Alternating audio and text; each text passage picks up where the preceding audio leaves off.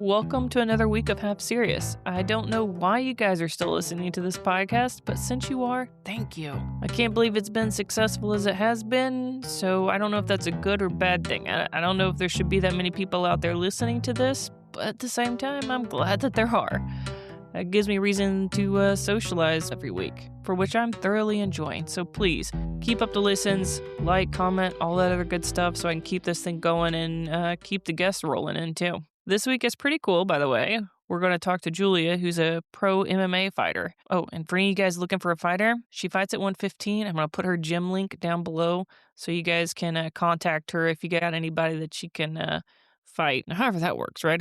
I don't know how it works, but I'm going to put her stuff down below. But we haven't talked so much this season about grit. Hope to go into a little bit more next season. That's a topic that we're going to bring up today. I think anybody that's been on this podcast and gone through what they've gone through, they have some freaking grit. But it's so hard to just actually see it in action. And I think in MMA, you see it. Like you literally can see somebody with grit out there because they just refuse to give up. Now, being in my sport and swimming, like, yeah, people had grit in that too, an immense amount. But it's not as palpable, I guess is the only word I can think of. Whereas if you're going to get hit in the face repeatedly and continue to stay in a ring, then you obviously have some clout when it comes to your level of grit. So that's something that we're going to discuss today, and also just the sport in general, along with some variations to experience levels, how different techniques are best applied in MMA. Is it wrestling? Is it Muay Thai? Is it jiu-jitsu? Anyways, I'll shut up. Julia does a freaking awesome job. I'll admit, I have never heard her talk this much. So any of you guys that actually know her, this will probably be the most words that you'll hear her say consecutively. Without further ado, here's Julia. And if you guys need any contact information, I'll put it down below. Enjoy. What do you want to be referred as? A coach? Is that what you like? Or Coach. Okay. I don't know what the proper term is. Coach, instructor, whatever. Okay. Teacher. So what makes somebody a professor? Is there a status? Technically, I'm a professor. Okay, so what makes somebody a professor? When you get your black belt, your title is professor. I thought so, but I didn't know. Yeah. So for jiu-jitsu, professor. Muay Thai is just coach. So you're both? I'm both. People just call me by my name. I'm not too adamant about anything. So you are a professor in jiu-jitsu at Mavericks, yes. And you're a coach then in Muay Thai at Mavericks. Yes. If you had to choose between the two, which is your favorite? I get this question a lot. I figure. Muay Thai, I have consistently liked the same amount for as long as I've been doing it. Jiu-jitsu, sometimes I'm like, oh my God, I love jiu-jitsu. And then sometimes I'm like, if another 200-pound man lays on me, I'm not gonna be able to come back. I'm not doing this anymore. So I've quit jiu-jitsu. Like when I was a teenager, I quit jiu-jitsu. Really? Because I was just sick of it. Yeah. But I've always liked striking. I've always liked Muay Thai, but jiu-jitsu, sometimes I like it more. Sometimes I absolutely hate it. So it's just peaks and valleys, whereas Muay Thai is very consistent. So because you compete in MMA, which we'll go into, but is there anything else that ties in other than jiu-jitsu and Muay Thai? Is there other things that you have to do to train for MMA? Yeah, so a lot of jiu-jitsu, unfortunately, is notorious for having really bad wrestling. And wrestling is probably the number one best base for MMA. Really? Yeah, because just being able to hold someone where you want them to be is a big part of wrestling, like pinning someone and being on top. Whereas a lot of jiu-jitsu, there's submissions from non-dominant positions or people pull guard. And so they assume a negative position in order to play a certain game. But when you add getting punched in the face on top of that, it does not work anymore. So MMA is almost unlearning some jiu-jitsu habits, especially because I'm small. So when I'm rolling with people in jiu-jitsu, a lot of what I do is all right, I'm getting squished. What can I do from here? Trying to force my way into a dominant position first and then attack. And then MMA, if I assume a bad position, I'm probably just getting punched in the face. So yeah, it's tough. So then MMA is your favorite, or is that just what you are hoping to continually compete in? It's not my favorite. It is. I have always wanted to fight MMA. For as long as I can remember. It's been really hard to find competition for MMA because, especially back in the day. So I fought kickboxing when I was 19. And after that, I wanted to do MMA. And so I started looking for MMA fights. And so they would try to match me up with someone. I think I was a purple belt at the time. And especially, think about that. That was almost 10 years ago. Locally, especially, there were just no women that were number one, fighting at 115 pounds, that's small. And then also we're that high level in jiu-jitsu. And so it would be every single person they'd reach out to would be like, no, no, no, no, no. Because I was also, at that time, I was also the Muay Thai instructor. So it was like, you're teaching Muay Thai and you're a purple belt. So it's like, no. So it's all amateur fights. So I've just always wanted to compete in it. And then suddenly the opportunity presented itself a few months ago to just jump in and do one. And I thought it was someone that I could beat. And luckily I did. Now it's... Luckily my ass, you trained for Luckily I'm really freaking good. Luckily I've been training for forever. I'm really good at it. Luckily I've been preparing for this fight for 10 years. But yeah, so I mean, it just literally, it was less than 3 weeks of, because I put like people in fights because I'm a coach. So I'm friends with promoters and people that are looking to match people. And I was looking for one of my guys, Abraham, which I refer to as my son. Please leave that in. I was looking for him a fight because he had one fall through. And so as I was looking for him a fight, they coincidentally had an opponent, like the matchmaker had posted a post on Facebook, which is how they do everything, which is crazy.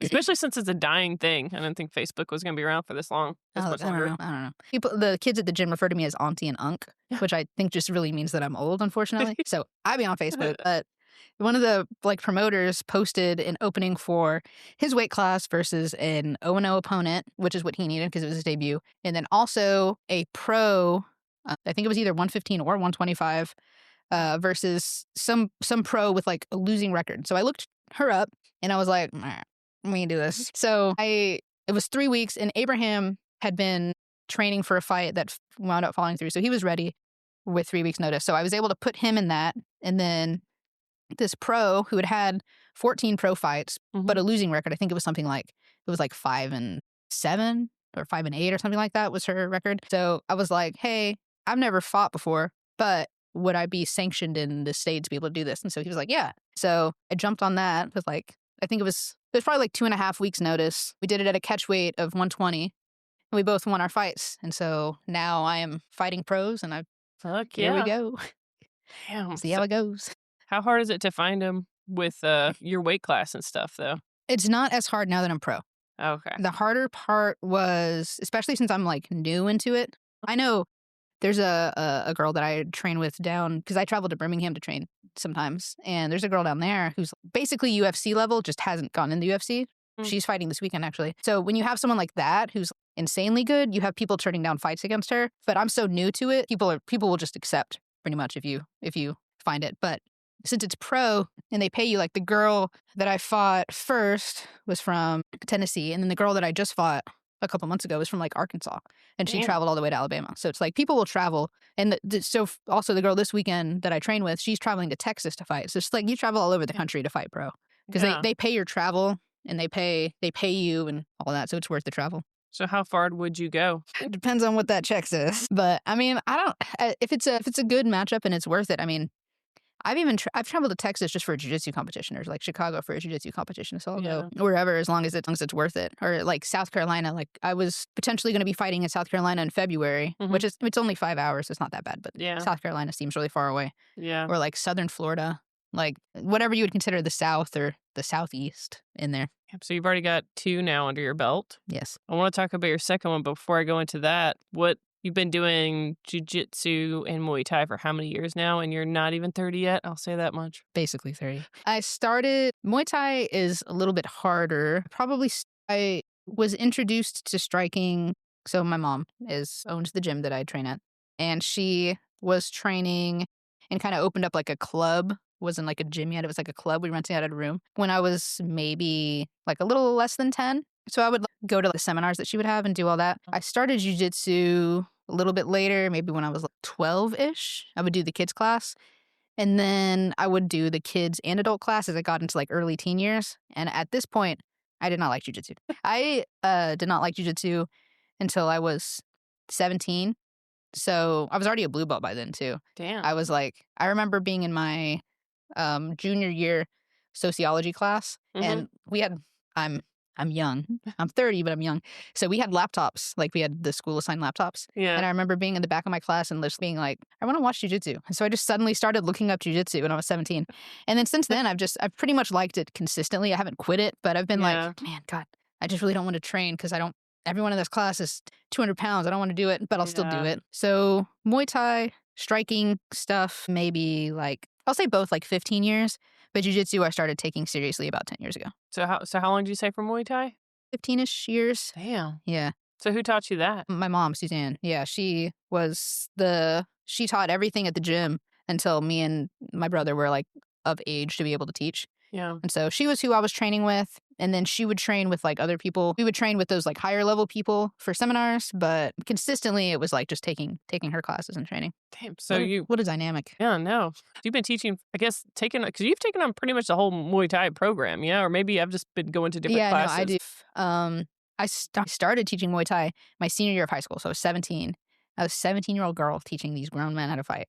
And sometimes they're rude to me. But yeah, so I started teaching just like the beginner classes, I think, when I was 17. And then I think after my fight, which was when I was 19, well, no, I was probably 18 when I started teaching all of the classes. Because I think what we used to do was we would have the kids' classes concurrent with Muay Thai classes. We had 2 rooms, and so we'd have the kids' classes on one side, and Suzanne's in charge of the kids' classes, and I would teach the Muay Thai on the other side at the same time. I started off teaching beginner classes, and then I wound up just taking control of the whole program. Then I think we split it again when I was preparing for my fight, and then after that fight, I just took it back over again. So since I was like 18 or 19, I've been just in charge of the Muay Thai. So do you like it? Is it like your baby where you feel like you're going to get to grow it into something? Is that kind of why you took it? Yeah, well, I just took it because I needed a job. I did go to college for a little bit, and I really like school. I was really good at school, but I had the opportunity to get this job, so I just started doing this, and it's actually like within the past 6 months been growing a ton, and so it's been really nice. I don't know if the sport is just growing in general. I don't know what it is. I don't either, because jiu-jitsu you see everywhere. Muay Thai you still don't. So I thought it was just my imagination, but I was like, I feel like there's people are multiplying. Yeah, there's like now we have to start a beginner's class next month, which all of our classes have been fundamentals classes, which is a combined class because the program has always just been fairly small. Yeah. But it's been growing within, I guess, the past year. And then the past like couple months, it's just been exponentially growing to the point where I'll have like 5 brand new people in one class. And I got guys fighting in February. So I can't do the same stuff for both of them. So we're splitting classes in January. If you checked your email, I don't know if you did, you would have gotten that email. I didn't check my email. I sent out an email earlier today. I'm also in charge of the emails at the gym. Well, I'm going to word my emails a little differently now. I have the best English at the gym. Well, they're very professional, so that's Thank up you. to you. That's my job. Thank you. I try. I'm very professional. Do you think that you would have gotten into it without your own stuff being into it? Or do you think it was just kind of something you fell into and then got passionate about? I think I definitely fell into it. I would be probably like I don't even know. Now I'm curious, what would you be? I don't know. I wanted to be a doctor for a while. I just really liked school, so I wanted to be in school for a long time. Oh, I can totally see that. I wanted to do something where people would be like, oh, you have to be smart to do that. And then now I get punched in the head. So. I don't know. I feel like you downplay how smart you have to be to do combat sports because, dude, just to learn everything on... I know a lot of it's like a reaction that you just learn to do, but Jesus, to be able to think while under that level of duress is, something amazing. So I'm just saying that at some point people usually numb out and just like make stupid decisions, and you have to kind of be alert the entire freaking time and be knowledgeable enough about what you're doing. So I know some dumb mofos that do this shit too, but a lot of smart ones too. Yeah, there's a lot of interesting folks in my line of work. But I wanted to be a doctor. Now I do kind of the opposite. You send people and I should be a doctor and a fighter, and then they can be my patient after. Making money for yourself. That'd be fantastic. Yeah, I would love that. Idea. Anything for money. Late. Anything. So I need to find someone to pay for that, and then I will as well. You become a professional fighter and you start in those big butts. Yeah. These local fights give you a ton of money. I have so much money, I don't even know what to do with it. Almost bought another cat. I almost found another cat on the street. Almost afford it. The vet bills, that is something. I just took him to the vet just for a checkup the other day. It was like $300. Jesus. Kids are less expensive at the doctor than cats are. And sometimes less annoying. Yeah, sometimes. But they have skin instead of fur. That's the downside. Oh, yeah. I like the fur. True. Fur's cute. They have skin instead of fur. I don't like skin.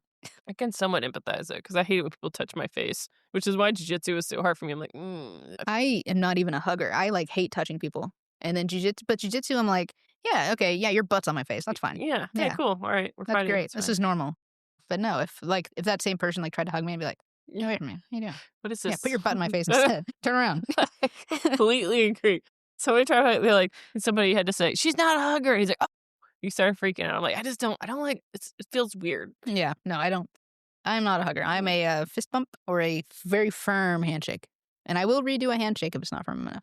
Oh, yeah. Oh, God. Have you ever had anybody like, I don't know, some dude, it was like a weak little fish hand. I was like, oh, God, I felt like instant. Ugh.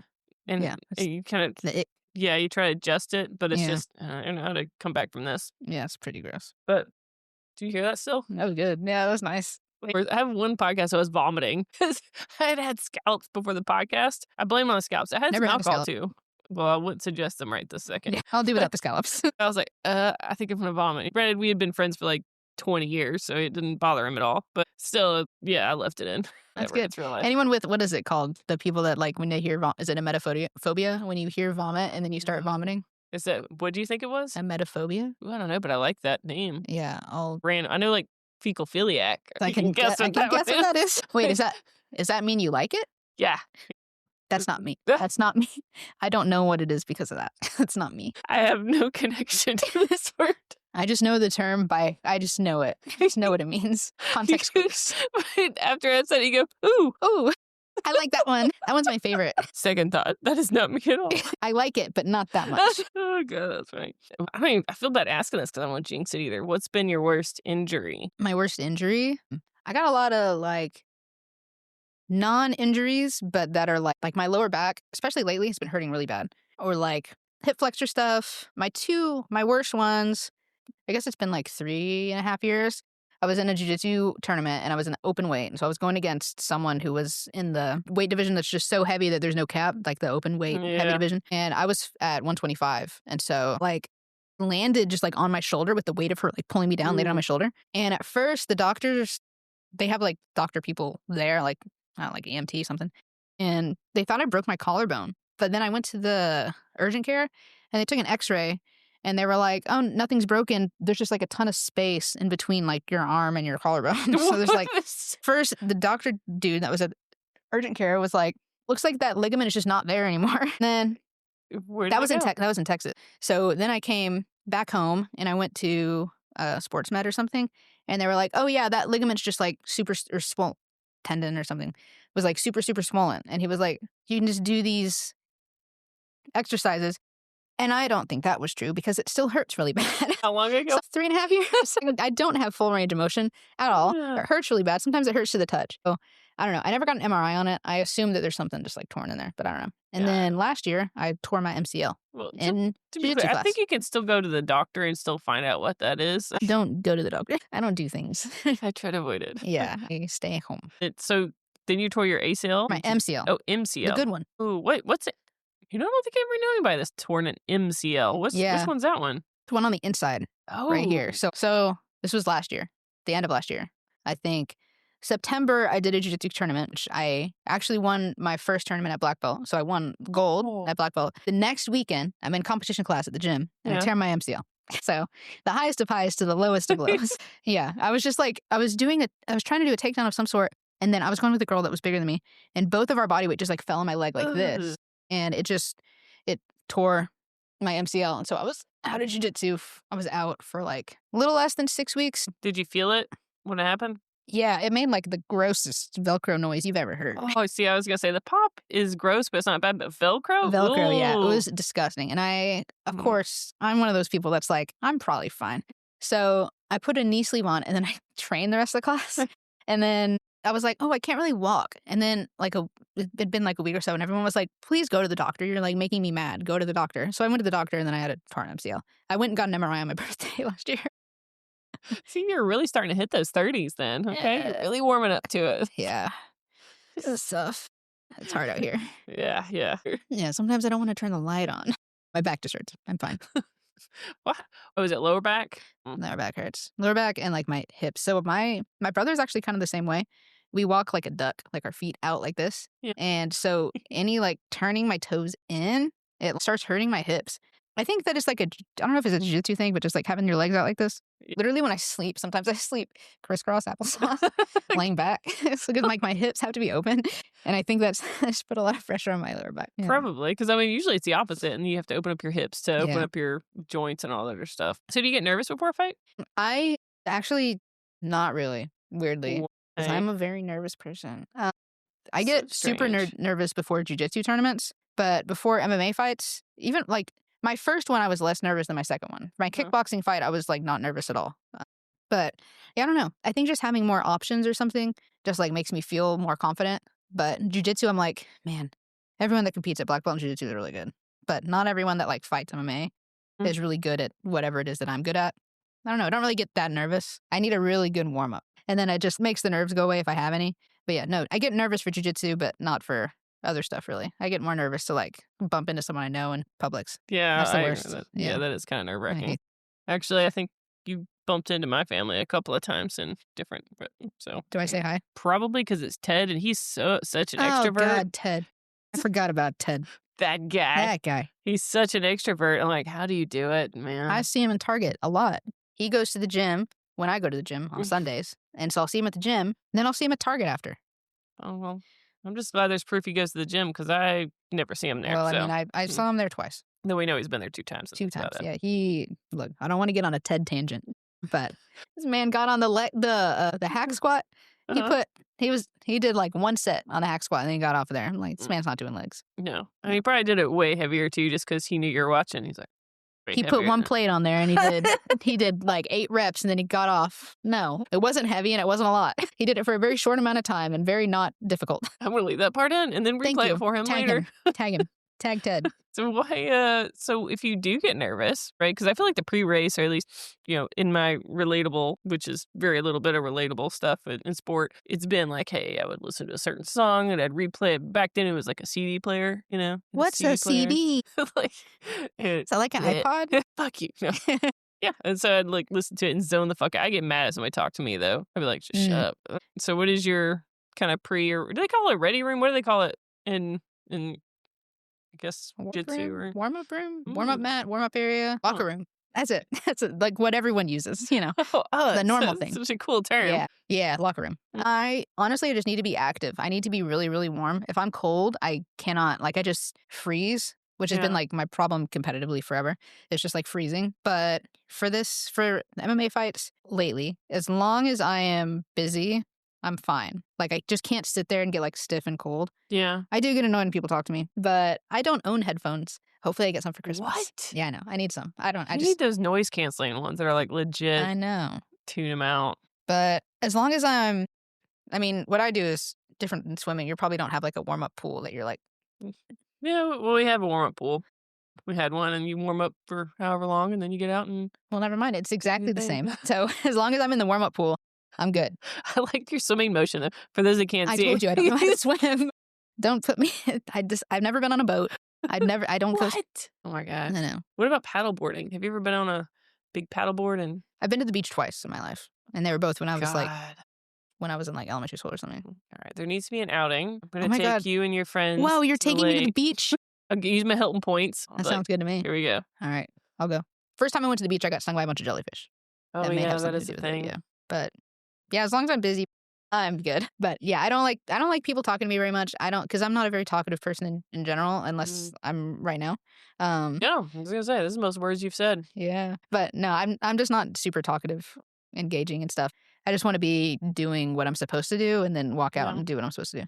So is it a relief when you say in Muay Thai or MMA when you take that first hit to kind of get you into that moment, or maybe just to measure their strength or whatever, Yes, definitely. Especially this last one, I didn't notice at the time. I knew I got hit by something, but this last one, normally kind of the common etiquette is like sometimes you touch gloves, sometimes you don't. If you don't touch gloves, you say no and you do like a little circle around. Or if you do touch gloves, you both take a step back and then you circle around. This last one, we touched gloves and then she just immediately hit me in the face. Yeah, I didn't notice at the time. I was like, oh my God, I got hit super fast. That sucked. Her coach came over and apologized to me afterwards because they were just trying to get her to start really fast, I guess. And so she got kind of jumbled up, which, whatever. But yeah, getting hit the first time is like it kind of just like gets you into it. Or like the first like high-paced exchange or whatever it is. It's just, kind of what pace you're supposed to be at the whole time, which is nice because you never know what someone feels like until you're out there doing stuff with them. So this last fight that you went to, because that one surprised me too. I was like, oh shit, I know I don't know much about this shit yet, but damn, that seemed a little rude. Is it taken as rude or is it just like, okay, that was a tactic? if somebody does that and goes It straight is. in. It is rude. Sometimes even the ref will be like, "Hey," or Does it like sound like? unsportsmanlike. Yeah, unsportsmanlike conduct. It's just you're just not supposed to you're not supposed to go like boom boom. Yeah. But you're supposed to not do that. It is seen as rude. I didn't notice at the time, so maybe it was a really good shot. But yeah, I didn't really notice. I mean, Mhm.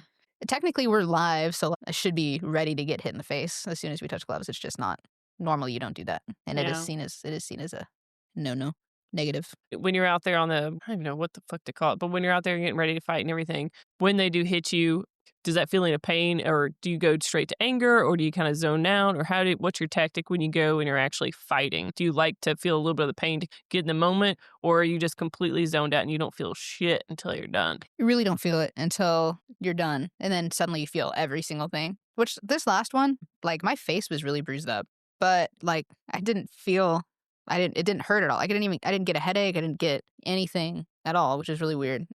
But in there, you just kind of register more of what they're capable of, and it's more of just like, okay, I know I can take her hardest shots, and so I'm fine. Or, which this hasn't happened yet. I mean, I would assume that like when you do get hit, which it's happened to me in sparring, like Yeah. if you do get hit by someone that you're like, I need to not take this, I need to not get hit by this a lot anymore. I probably should have been like that in the last one, regardless of the power. But yeah, it's a bit of a relief when someone, you can tell they're trying to hit you as hard as they can, and it's not, you don't feel concussed, or you don't feel like you're going to get knocked down, or you don't feel like it's going to damage you in a way that like you can't continue. And then vice versa, I would imagine, again, it hasn't happened yet in a fight. Like if in the first exchange I get hit by something and I'm like, oh, like I need to not get hit by this, it would probably make me feel very stuck. But again, that's only happened in sparring with the boys, the big boys, because I'm a little bitty, itty bitty. Yeah. Can't even see me over here.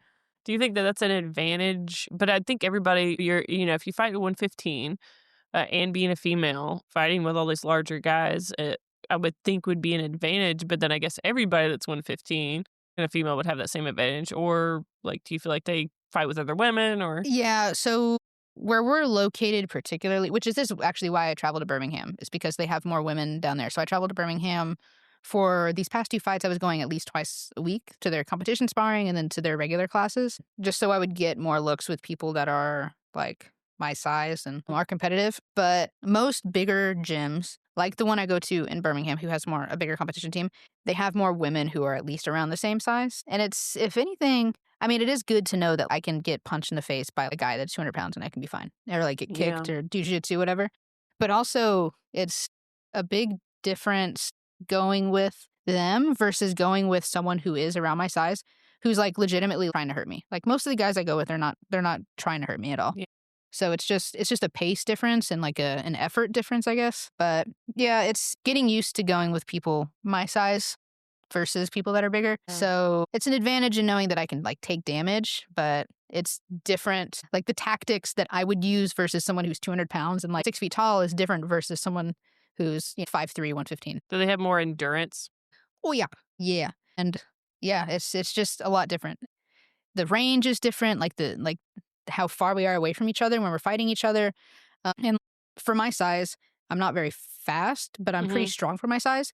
But if I'm fighting someone bigger than me, because they're so much bigger, I'm pretty much always faster than them, but they're always stronger than me. Oh. The attributes that I can use versus someone bigger than me is completely different versus someone that's my size. Because I'm strong for my size, but I'm not very fast. I'm a little slow. But it's just almost the opposite. My life is hard.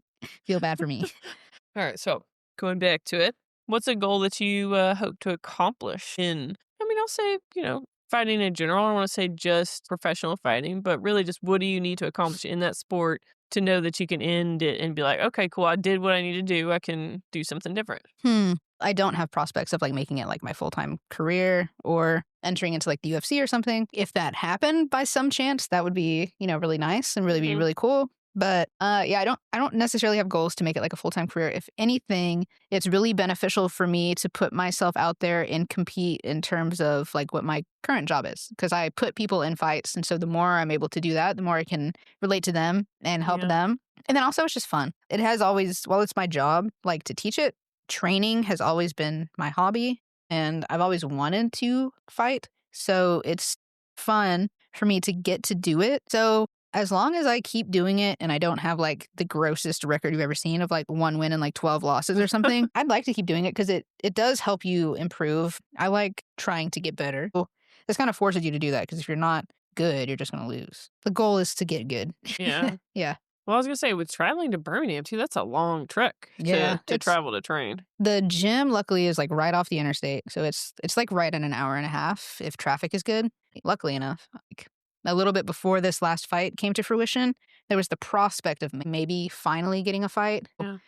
We were like, I need to go down to Birmingham to this gym just to train, just, on the off chance like something does come to fruition. So I started going there like once a week, once every 2 weeks. And then that short notice fight came up. And so I was like, okay, I need to go multiple times a week. And so I've been doing that consistently since then. So it's been helpful. How'd you find them, or were they associated with the gym somehow? They're not associated with the gym. My mom owns our gym, and we used to be more of like an MMA gym before we turned into mainly a jiu-jitsu gym. And so she knows the head coach of that gym just from like, they used to just put people in fights all the time. So they knew each other from like 20 years ago. Yeah, I've known this guy like just forever. And so we just reached out to them because it is closer than any other gym. Mm-hmm. So just reached out and told them that I basically need training partners and they have some women there that fight. And he was just like, yeah, of course, send her down. She can come to all of these trainings that I shouldn't have been a part of yet. They're like pro trainings and like trainings for, just competition, whatever. Yeah. So luckily, thankfully, they were letting me train with their competition team and their pro team. So that's been very helpful. Well, I kind of like seeing the pictures of you going down there to train because I was like, damn, where is she going to do that stuff? I know. Yeah, I like to be ominous. I like to be mysterious. It could be anywhere. Yeah, it could be anywhere. No, I'm an hour and a half south in a building with AC that they decide not to use for some reason, apparently. Good. Yeah. This gym also, my Muay Thai coach coaches out of there. That's really the main thing. That's really what it is. My Muay Thai coach, Master Cha, used to be in Columbus, Georgia. And so that's 5 hours away. Damn. So that's, yeah. So I wasn't going to him consistently at all. I would go to him. I've been to him and I would like stay the night a couple nights and like I would train with him for a couple days and then I'd come home. And then he messaged me and said that he is teaching out of this gym again. So initially it was, all right, I'll go down there and I'll train with Master Cha, my Muay Thai coach, and I'll get some more striking in and I'll get, I'll get to actually train more, but it all kind of like lined up perfectly. So what's something that you, it's kind of like a facade or some belief about either MMA, Muay Thai, Jiu-Jitsu, all that other stuff that is untrue? Something that people that aren't involved in it kind of believe in that you kind of have to talk about like no, that's not how it is. Either be an ego or the type of person that maybe does it. Honestly, a lot of the a lot of the thoughts about MMA and jiu-jitsu and stuff are just conceptions, not misconceptions. I would say that maybe it's, I don't know. Okay, well, I have like almost two opposite opinions about the same thing. Yes, that sounds cool. A lot of people that watch the sport consistently think that they can just get out there and do it, especially MMA, and especially when like you're talking about either just women in general fighting or like the smaller weight, men's divisions. There's always this freaking guy with his little belly, big belly, and it's just like, I can get out there and I can do that too. You sounded exactly like some people I'm picturing, right? I've lived in the South my whole life. But I mean, there's a lot of people, unfortunately, that watch, like fans of the sport, that think that it is so a couple training sessions away from them. Whereas I think people that don't watch the sport are just like, those people are crazy. Like that's insane to go out there and do that. And so it's almost like people that don't watch the sport have more respect for it. I don't know what it is. It's like people that watch football that think that they know better than the coach. Whereas like, I don't know what football is, but I'm like, I get a concussion. Yeah. I don't know anything about football. I don't. My mom says that we don't do ball sports, which is true. We don't do ball sports. Yeah. I wear Michigan State stuff, so people are always like, hey, the team. And I'm like, I don't know anything about what you're talking about. But yeah, I agree, because it's always those people that are like, I could totally take them, or they could do this or that. And maybe it's because they know the terminology, so they can do it. I don't know. Oh, my God. Yeah. One of my friends, I can't remember who it was. It sounds like it's in quotations. Is it a friend? Friend or an enemy? We'll never know. Someone that I know was at some sort of, I guess they were watching a UFC event, and there was some untrained guy, it's always the untrained guys that watch, or maybe women too. I don't know. The untrained person that watches, that's like that thinks that they know better than the pro fighters. And so Yeah. this friend, this guy was saying something about like a rear naked choke. So like a choke from the back about like how to get out of it or like how to do whatever. And my friend was like, okay, let me put you in it and then you can see what you can do. And it was just like obviously an immediate tap. It was like, you know literally nothing. I have an opinion on this. This is just, everyone just needs to shut up. Yeah. Lesson learned. People just need to stop about a sport that they actually don't do at all or aren't even to a certain level. I don't know. I feel like I've gotten some sort of privilege where I can yell a little bit about swimming, right? Be like, what are you doing? Get off the wall. Whatever. But the rest of the sports, I don't know shit about them. So I'm not going to comment. Every sport is so specific. It's just, if this even happens, okay, this is, I'm gonna get on my little horse, big horse, I'm gonna get on my donkey. I'm gonna get on my mini horse. I'm gonna get on my pony.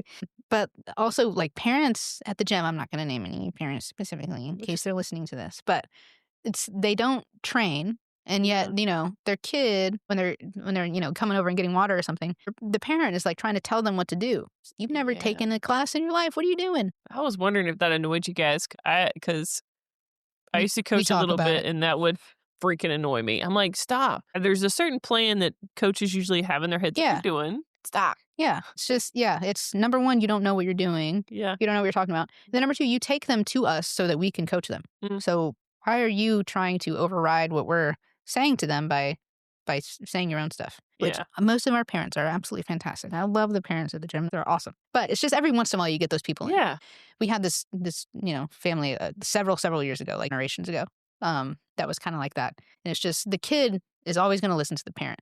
Yeah. So if you're telling them something different from what we're telling them, they're not going to listen to us. Yeah. Yeah. That, to me, it's not even coaching the kids that's frustrating half the time, or in my experience, it's the parents and their involvement that gets annoying. So you do like dogs. Do you like dogs? Anything with fur. We're back to the furry. Stop asking me about that.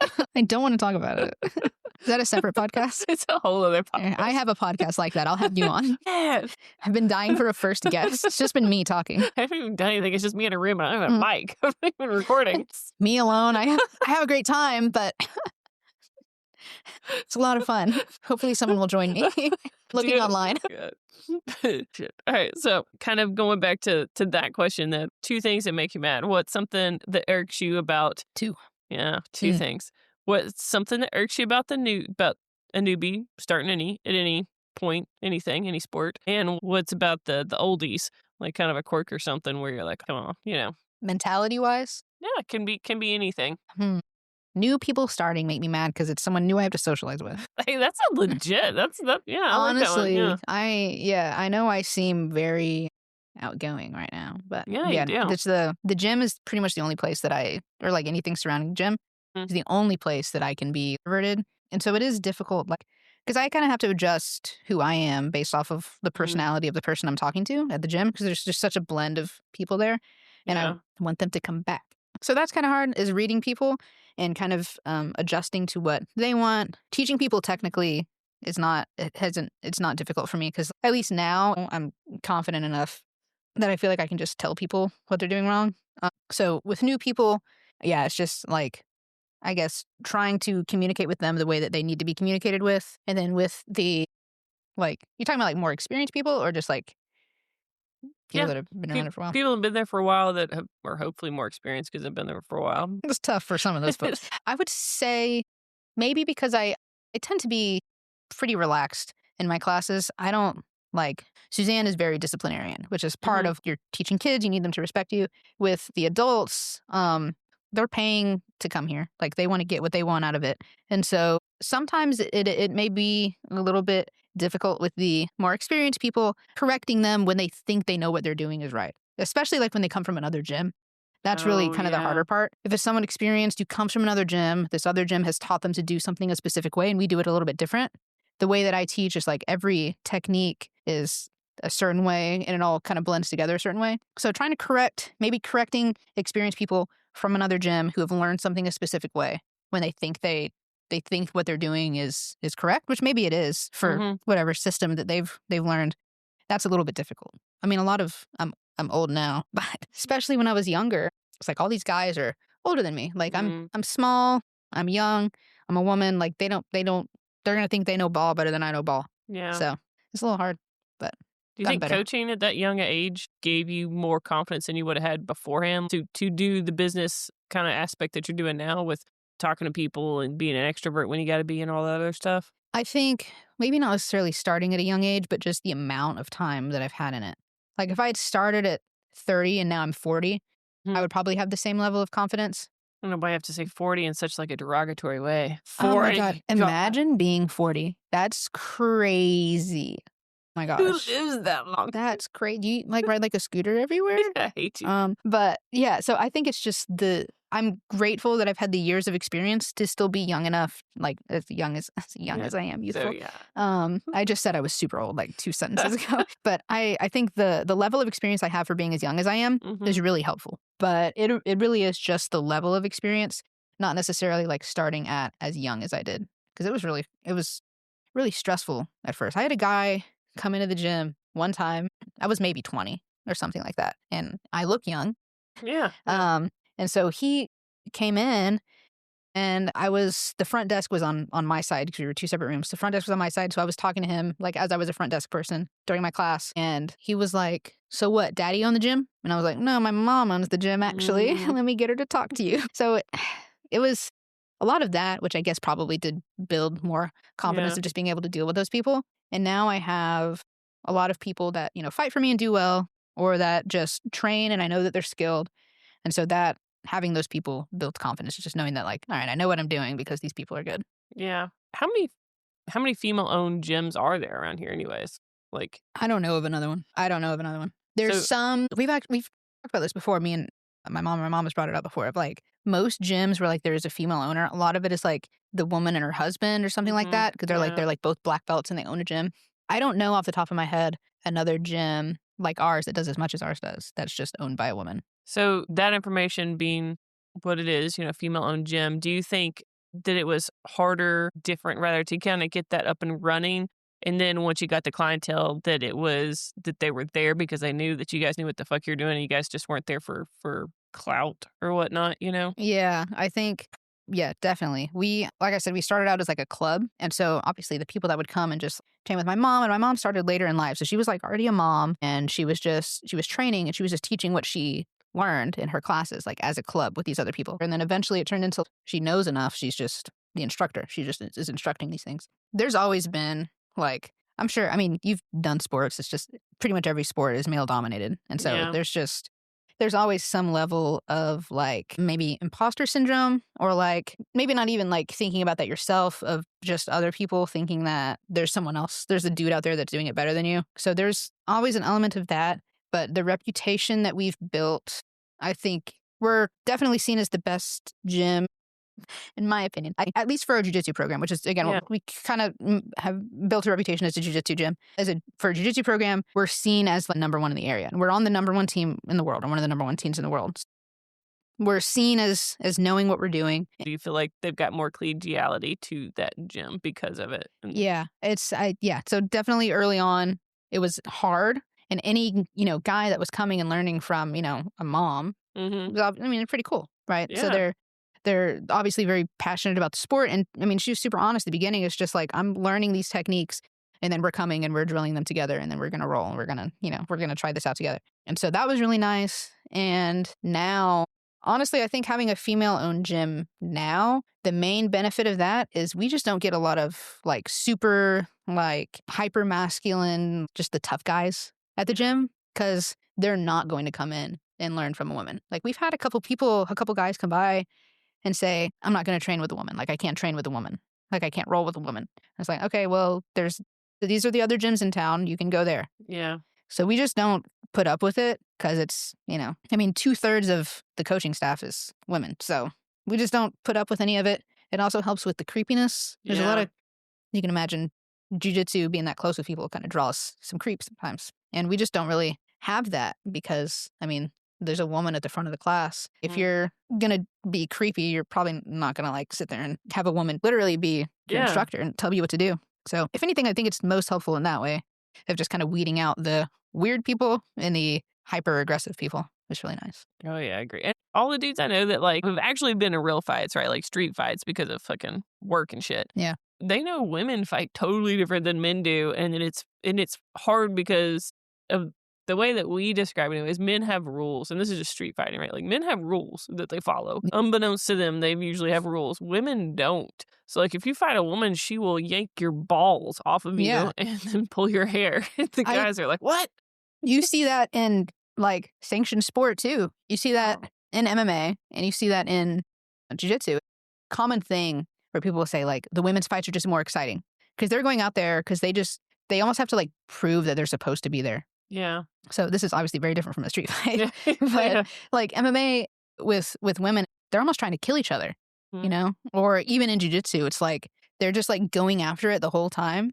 I don't know what that stems from, but I'm sure I believe it's the same in street fights because, I mean, every street fight I see with a woman, they're just like hold on to the hair and then uppercuts right off of that, you know? Just like throw each other around by their hair. And then guys are like getting in a stance and then they're trying to hit each other. Exactly. They just go for the face and it's like, no, a girl will go for anything that she can get her hands on. All the fights are exciting, but the women fights are fun because it's like visceral.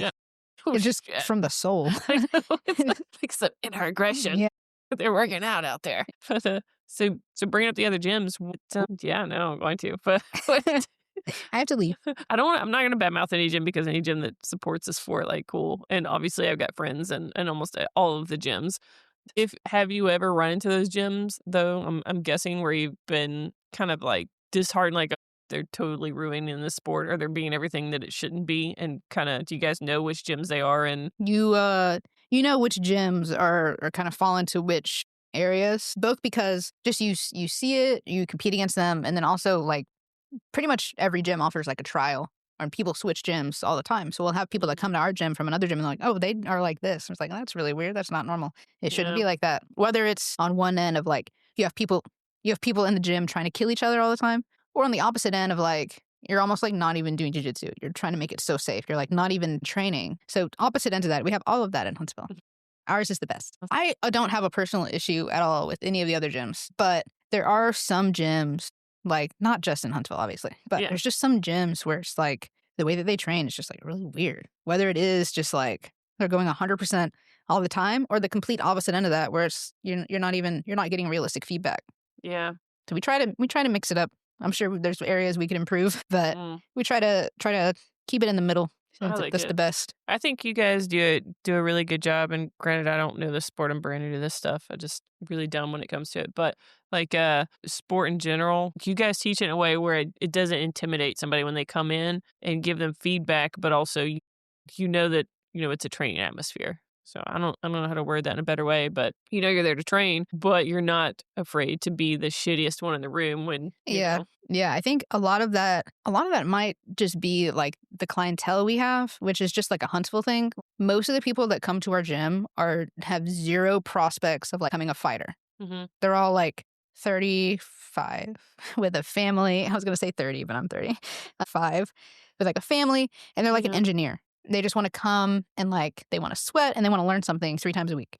And that's what they want to do. Yeah. Which is great. That's most of the people that come and train. So we have to gear our classes towards these people. And then for the people that want to take it farther and they want to compete or they want to fight, then taking them to where they want to go is like, that's something that's almost a little bit separate. But the core classes need to be for the people that just come in and just make the training room fun. Because if you have a gym full of fighters, they're all like competitive with each other, and it's just like that's not a fun training atmosphere. You can have them separate, but they need to be able to train with like people that are just the hobbyists, because the hobbyists are the ones that are healthy most of the time because they're not in camps, they're not like beating themselves up all the time. So the hobbyists, they need to be there. So classes are geared towards like the hobbyists, but they still need to be technical enough where we could put them in a fight next week. They'd be okay, aside from the cardio. The cardio would not be okay. But technically speaking, like they should have the technique of a fighter or like someone who competes. It's just, what do they want to do? So do you eventually want to get where you have a larger pool of competitors and that's what you get to do for a good bit of your time with Muay Thai? Like coach the competitors? Yeah. Yeah, we have more people that want to compete now than I ever have. Like I have 2-3 guys that are trying to fight in February on this one specific card, which is really nice.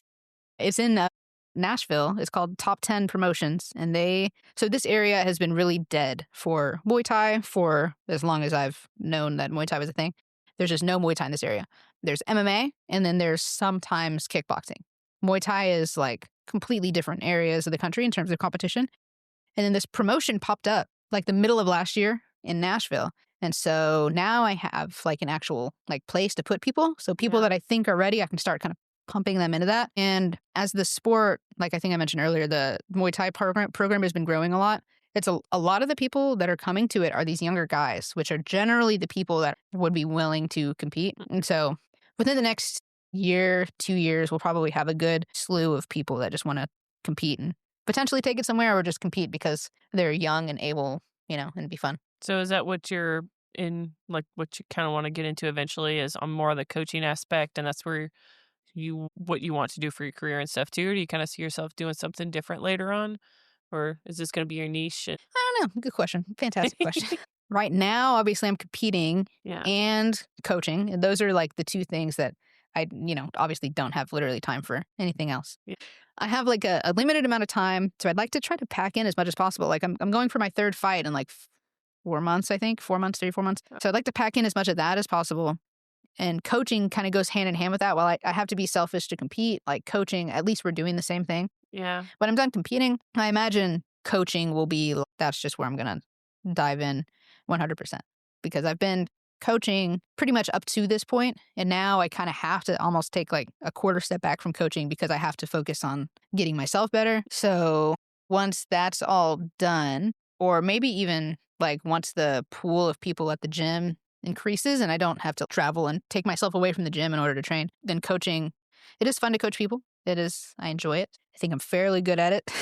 The Muay Thai program, luckily, within the past couple of years has gotten, a good reputation as well, which is really nice. Yeah, I enjoy coaching. I think I'm fairly okay at it. Good at it. 10 out of 10. And yeah, I mean, I enjoy it. It's close enough to like what I enjoy doing a lot, which is, I enjoy training. Makes you feel good. It does. Yeah. It makes me feel better about myself to point out someone else's flaws. And I think everyone should be like that. Maybe a piece of shit, but I'm not doing that. Like, God, my God, imagine performing a technique that way. That's embarrassing. Improve. If you're going to do that, go to another gym. Oh, shit. All right. Well, let me see if I've missed anything because I've just talked. I haven't even checked any of my questions. I was actually going to ask you. My favorite color is pink. What's your favorite color? What's your favorite furry? I would be a house cat. That's so boring. Okay. You give me anything. I would be a house cat. I'm introverted. I like to be alone. I don't like to touch people unless it's like on my own terms. And also, house cats are precious, and I have 3, so I have to be a house cat. Or, you know what a slow loris is? No, hate me.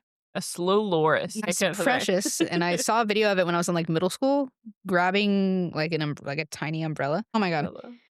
How do I show this to you? Should I send it to you on text? Oh, no. Text it to you? I'm going to get up and look at it. Yeah, come look at this. Okay. Not in terms of like vibe in the way that not in the way that I look, but it's just so precious. Like this is what I would want to be. It's like the tiniest little thing, which I am. I guess I am a tiny little thing, but. You are. Oh my God. What is it called? Slow loris.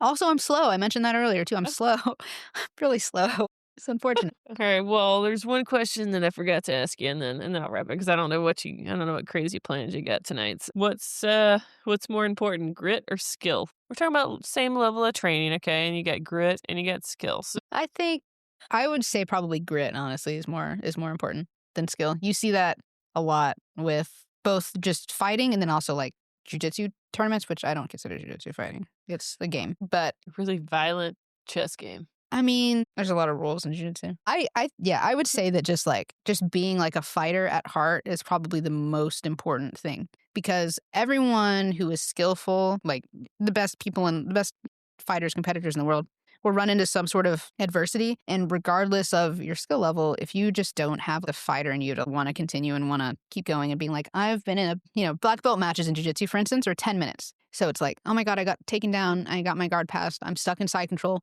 for 9.5 minutes. Do I still keep fighting for these 30 seconds? And then, maybe get a submission in the last 30 seconds. So it's an important skill. It's not the most important. It's not the most important thing, but you do see it more helpful than skill, at least in like the make or break moments. Overall, someone has to have the grit and have like the fighter at heart in order to be a fighter. And then on top of that, you have to layer skill. But I think baseline, like if you don't have that in you to just continue when things are not going your way, there's not really a reason to even try to fight because things are not going to go your way at a certain point.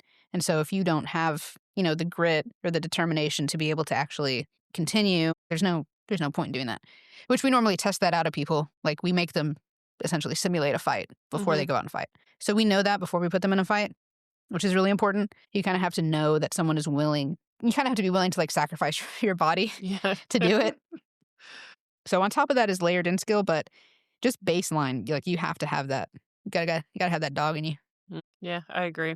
Have you ever seen with somebody that picks it up and it's almost a natural like reaction with them, or have you seen it yet? Yes, it's like people that cool. are just like that pick up the sport like so quick, it's insane. Yes, yeah, I have a guy like that right now. Yeah, I've had a guy like that before who did not have the grit or the fighter heart, unfortunately. Yeah, he was. Yeah, it was. I do see that in my classes, mainly with the people that do have like aspirations of competing. Just like they just pick things up because they just care about it. People that want to do well normally will. People that just like kind of show up and they just kind of phone it in, like they'll develop like the skills they need to over time. But the people that like really want to do well normally do. And then a lot of the times it is those people that just like have like a knack for it. I don't know what that is, but I've got a guy like that right now. That's just, he came in and he'd done like some stuff before, and then he came in and he'd never thrown a kick before, and now it's just like he's putting it all together and he's fighting in February. It makes my job easy, and I have to try not to pay too much attention to them in class, because you have to like the people that are like really good. I can't just like sit there and be like, okay, well now let's make this perfect, and then I have people over there that aren't, natural. I got to go. She's talking about me. Yeah, I've spent the entire time with you, breaking myself. But I guess that also goes back to like the classes are like they're geared toward the hobbyists, and then the people that want to compete, we can take it there. Almost like, I mean, during class, yes, of course you're drilling, but separately we have to take it to that level. We actually had a guy that eventually wants to compete. He's competed before with us. He actually switched to our gym because he came from a gym where it's like the coach was only focusing on the guys that had fights coming up. And so in like an open class where 90% of the people are never going to compete, you can't just focus on like the 5 guys that want to fight. Yeah, you got 25 people in there. Too old and broken. Yeah, the people that are like just unathletic and pull their calves muscle doing nothing. I don't even know. That's crazy. Who the fuck is that? No one I know. I never do that. I'm just trying to move still. Get out some aggression that I can't get out on the street anymore. I mean, you could. You could take now. I see the other end. See the other end of it. I don't have any aspirations of being in jail anytime soon. Me neither. But so, what would you say about somebody that's maybe thinking about the sport that wants to try out the gym or whatever, and is a little bit scared to, kind of doesn't know how to start it up? I think starting any combat sport is very intimidating, especially when you are not either just not wanting to compete in general, or if you're an adult. It's very intimidating because you feel like you're going to go in there with a bunch of people that are competing, and that you're either going to get beat up or you're just not going to keep up. One of the two. Like you're not athletic enough to keep up, or you're not already competing and you're going to go there and you're just literally going to get beat up. But again, the classes are tailored for people that are just trying to actually learn the sport. And yeah, it's much more accessible, I think, than people think it is. It's just getting into it. Most of the people there have zero aspirations of becoming like a fighter or becoming a competitor. Most people are going there to learn a skill. And there's I kind of go back and forth on, there's a phrase that just says that's like jujitsu for everyone, which is, it kind of goes hand in hand with just all combat sports, where it's like it's everyone would benefit from it, which to a certain degree that's true. And it is true in a level of, there's a level of training that would benefit everybody. But training like a competitor would not benefit everybody at all. Some people would absolutely hate it. I think training, at least to some level, is really important, not just from like a self-defense aspect, which don't get me on a tangent about self-defense. I don't want to. The word self-defense. It's not real. It's not a thing. The only self-defense is actually putting yourself in stressful situations like sparring and like being forced to actually use the techniques that you know. Every self-defense class that I've ever seen, they teach you how to do stuff and then you think you know how to do stuff. I hate that. You got to actually learn. You got to actually learn how to utilize your techniques in stressful situations. Anyway, a tangent. Regardless of the sport, like I don't think that karate and taekwondo and like those very traditional martial arts. I don't think that they are the best like martial arts in terms, or the best sports for like an actual fight or like defending yourself. Yeah. But if you're sparring in those classes, you're going to do much better than learning all the right techniques and never actually having to engage in anything live. Live training is just like 100% where you learn how to do stuff. Our gym, come and try a class, because we do have live training in a very safe environment. We don't have people get hurt. It's designed for all sorts of people. A bunch of people come and try it all the time. We are always full of new people, full of noobs, forcing me out of my shell, which is great. I've gotten really good at it. So yeah, I mean, it is useful for everyone to some degree. Not everyone needs to be a competitor, and most people aren't going to be. And so I think that's important, is we separate the competitive stuff from the just general classes. So come try our class, but email me first so I know that you're coming. Well, I'll say that I obviously don't. I mean, I've known a little bit about sport just from previous work stuff, but I was nervous about starting because I was trying to move on from a different sport and I needed something to compete in and some kind of new challenge, and it's been phenomenal. So thank you, because I mean, I know coaches, and I know bad coaches, and I know good coaches. I've had both of them, and I'm not just saying this because you're in the room and you can beat me up. But you are a good coach. Take the compliment, you know. I'll write that down. I That's think going in my journal. This is the first thing in it. I'm going to buy a new journal, and this is the first thing in it. Listen, I just want to be known that I don't ever buy Miller Lite, and I did tonight. It's good for you. I think it has electrolytes in it.